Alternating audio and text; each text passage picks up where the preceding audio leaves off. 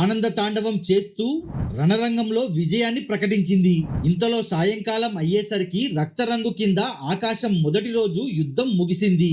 రాత్రి పూర్తయ్యేలోపు తదుపరి రోజు యుద్ధానికి శక్తిని సేకరించుకోవడానికి రెండు సేనలు తమ తమ శిబిరాలకు వెనుతిరిగాయి. రాత్రివేళ రాక్షసుల శక్తి పెరుగుతుందని తెలిసి బండాసురుడు విషంగుడికి 15 అక్షోహిణీల సైన్యాన్ని ఇచ్చి అందరూ చీకట్లో కలిసిపోయేలాగా నల్ల కవచములు ముసుగులు ధరించి చీకట్లో దాడి చేయమన్నాడు. రాక్షస సేనలు నల్లటి దుస్తులతో శక్తి సేనలో కలిసిపోయి దాడి చేస్తున్నారు. గాఢాంధకారంలో శక్తి సేనలలో కోలాహలం మొదలైంది. ఇంతలో వెనుక నుండి విషంగుడు వేసిన బాణానికి లలితాదేవి చేతిలోని వింజమార విరిగిపోయింది. లలితాదేవి తక్షణమే జ్వాలమాలిని మరియు వాహినివాసిని దేవతలను సాక్షాత్కరింపజేసింది. ఆ ఇద్దరు దేవతలు తమ దివ్య శక్తితో అక్కడ ఒక అపూర్వమైన వెలుగును సృష్టించారు.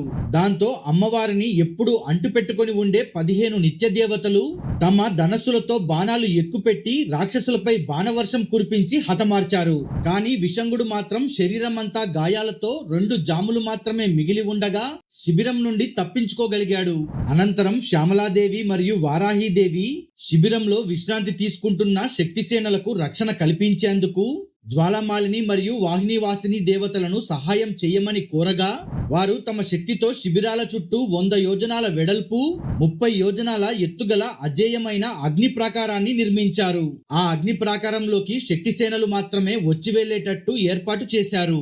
ఈ వీడియో మీకు నచ్చితే ఓం శ్రీ మాత్రే నమః అని కమెంట్ చేసి లైక్ బటన్ మీద క్లిక్ చేయండి.